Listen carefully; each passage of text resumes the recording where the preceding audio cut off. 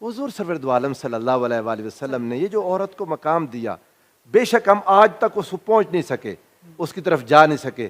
خلافت راشدہ ایک role model تھی، وہاں خواتین کو ایک احترام اور مقام ملا۔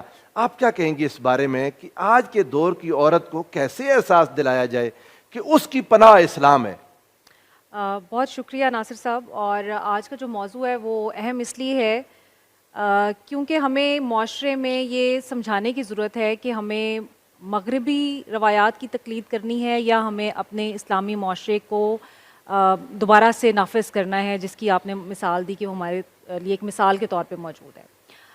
ابھی شاہ صاحب نے جس چیز کا ذکر کیا کہ جو اس وقت ہمارے سامنے ایک تحریک ویمن امپاورمنٹ اور موومنٹ کی شکل میں نظر آتی ہے، یہ ساری اس کی وجہ یہی تھی جو آپ نے بھی بتایا ابھی کہ جتنی بھی ہم اٹھا کے دیکھیں تاریخ، اس میں خواتین کو وہ مقام حاصل نہیں تھا، اور انہوں نے اپنے رائٹس کے پروٹیکشن کے لیے جو جتنی بھی فیمنسٹ موومنٹس چلی ہیں اپنے رائٹس کی پروٹیکشن کے لیے، کیونکہ وہاں پہ رائٹس موجود نہیں تھے، تو ہمارے ہاں تو رائٹس اسلام نے اور حضور صلی اللہ علیہ وسلم نے بہت کلیئر بتا دیے۔ قرآن پاک میں کتنی صورتوں میں یہ چیزیں بتائی گئیں، بلکہ پوری ایک سورت سورہ نساء کی صورت میں ہمارے سامنے موجود ہے۔ بڑی بات آپ نے کی، اور مطلب یہ ہے کہ خواتین کے مکمل رائٹس یعنی جو ہیں یہ اس کے بات اوپر ڈاکٹر صاحب یہ سچی بات ہے، النساء عورتیں، لیکن مقابلے میں الرجال کوئی سورہ نہیں کوئی ہے۔ صورت نہیں، یعنی کیونکہ اس وقت معاشرے میں یہ موجود تھا نا، ایک اختلاف موجود تھا، ان کے رائٹس کے پروٹیکشن پہ کوئی بات نہیں کرتا تھا، تو ظاہر اس چیز کی ضرورت محسوس کی گئی ہوگی، تو یہ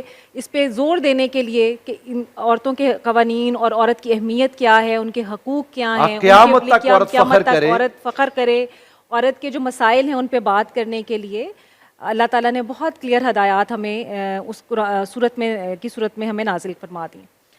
اب اس وقت جو یہ ساری فیمنسٹ موومنٹس بات کر رہی ہیں، جس کی آج کے دن کے لیے منایا بھی جائے گا اس میں میرے خیال میں 5 چیزوں کے اوپر وہ تحریک زیادہ بات کرتی ہے، جس میں سب سے پہلی وہ فریڈم، یعنی عورت کی فریڈم پہ بات کرتی ہے، ایکویلٹی پہ بات کرتی ہے، ویمن اکنامک امپاورمنٹ پہ بات کرتی ہے، اور اسی طرح سے ان کی جو رائٹس کی پروٹیکشن ہے اس پہ بات کرتی ہے۔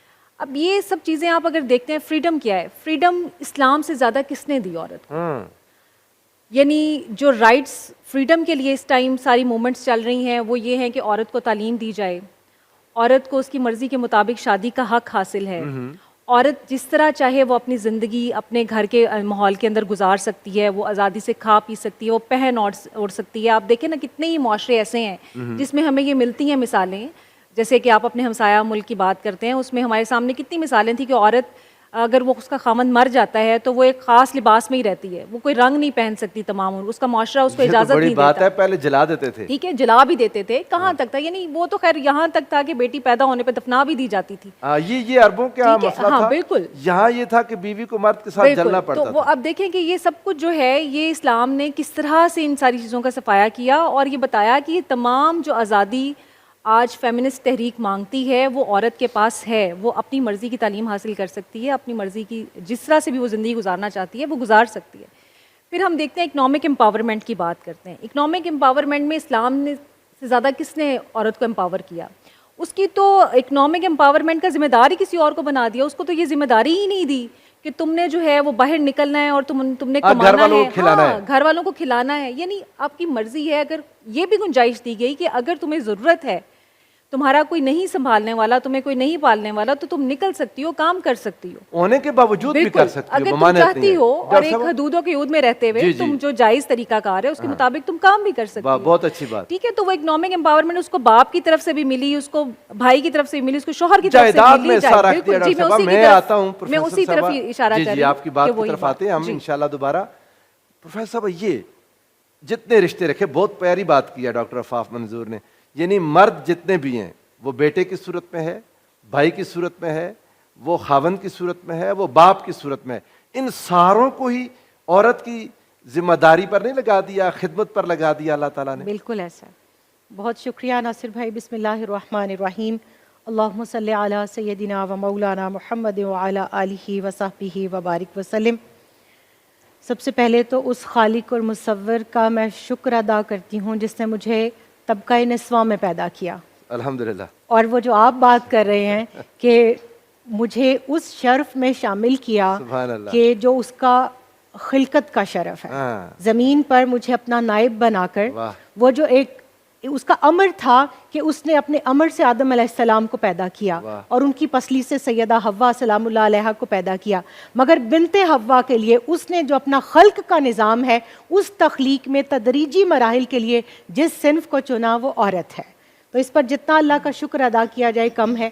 اور اس کے بعد اس ہستی پر لاکھوں کروڑوں اربوں خربوں درود و سلام کہ جن کی رحمت نے مجھے مرتی ہوئی اس دلدل سے, اس دبے ہوئے گڑھے سے نکال کر کہ جس میں باپ بھائی بڑا بزرگ خاندان کا قبیلے کا سردار اپنے منہ کو چھپاتا ہوا اور ندامت کے ساتھ جا کر دفنا آتا تھا, اور اس تحت الثری کی جس آپ بات کر رہے تھے وہاں سے نکال کر میں کہتی ہوں سب سے پہلے مجھے زندگی دی. تو کسی نے بڑا خوبصورت شعر کہا, 2 اشعار ہیں کہ یا رسول اللہ صلی اللہ علیہ وآلہ وسلم تیرے کرم سے مجھے زندگی کا نور ملا, محبتوں کا سلیقہ ہنر شعور ملا, اور یا رسول اللہ ہمارے جسموں پہ رحمت قبائیں تیری ہیں, تیری اما میں ہمیں عزت و سرور ملا.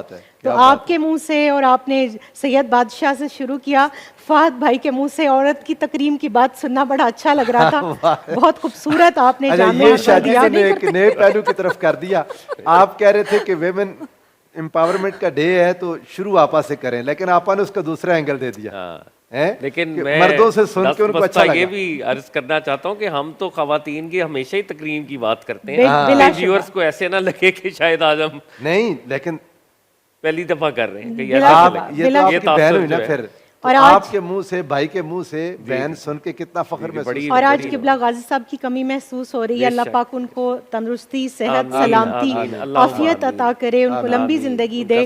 چہ جائے کہ میں بھی بیمار تھی لیکن مجھے وہ آئرن لیڈی کہتے ہیں, اس لیے میں دوائیاں لے کے آ گئی ہوں کیونکہ آج عورت کی بات ہے. تو میں وہ بھی پچھلے 3 پروگرامز انہوں نے بیماری میں کیے ہیں جی, وہ نظر آ رہا تھا آن سکرین. اللہ تعالیٰ ان کو ہمت اور استقامت دے, اور ہم جو ان کے نقش قدم پر چلنے کی کوشش کرتے ہیں. پروفیسر نورید فاطمہ آپا, یقین جانے 104 بخار میں بھی غازی صاحب نے پروگرام کیا. خیر اس پروگرام کی نوعیت اور تھی, ناموس مصطفیٰ پر تھا, بخار تھا, ہاتھ ملائے تو تپتے تھے. بالکل ایسا ہے, لیکن پروگرام کیا کسی کو اندازہ ہی نہیں ہوا. بس پھر اگر وہ ہمارے رول ماڈل استاد ہیں تو ہم انہی کو دیکھ کے پھر ہمت پکڑتے ہیں تھوڑی سی. اور پھر گھر والوں نے جب روکا تو میں نے کہا آج نہ روکیے گا کیونکہ آج عورت کی بات ہے. تو شاید کوئی ایسی بات میرے منہ سے نکل جائے کہ جہاں عورت پر ظلم ہو رہا ہے, جہاں اس کا حق مارا جا رہا ہے, حق غصب کیے جا رہے ہیں, شاید کسی دل پر کوئی بات اثر کر جائے. ضرور انشاءاللہ. بہت ہی خوبصورت آپ تینوں اصحاب نے گفتگو کی اس بات کو آگے بڑھاتے ہوئے. جیسے ڈاکٹر صاحبہ بات کر رہی تھی قرآن پاک کے حوالے سے, 9 جگہ پر خواتین کا جو تذکرہ سورہ نساء کے علاوہ آیا ہے, میں آپ کی اجازت سے وہ گوش گزار کرنا چاہوں گی. سب سے پہلے ذکر آیا حضرت حوا سلام اللہ علیہ کا, پھر حضرت مریم بنت عمران کا, پھر حضرت آسیہ بنت مزاحم کا, حضرت سارہ رضی اللہ تعالی عنہا کا, سیدۃ النساء حضرت فاطمہ الزہرا سلام اللہ علیہا کا, سیدہ عائشہ صدیقہ رضی اللہ تعالیٰ عنہ کی شان میں تو 18 آیات اللہ تعالیٰ نے برات میں اتار دی. حضرت خولہ بنت ثعلبہ زہار کے حوالے سے ان کا تذکرہ آیا. حضرت زینب بنت جہش رضی اللہ تعالیٰ عنہا کا, اور ایک ولیہ ملکہ بلقیس کا تذکرہ. اور پھر جب اللہ نے ارشاد فرمایا یا نساء النبی لستن کاحد من النساء, تو نبی علیہ الصلوۃ والسلام کے گھر کی تمام خواتین کو, یعنی اہل بیت اطہار کی تمام خواتین کو اس میں اللہ تعالیٰ نے شامل فرما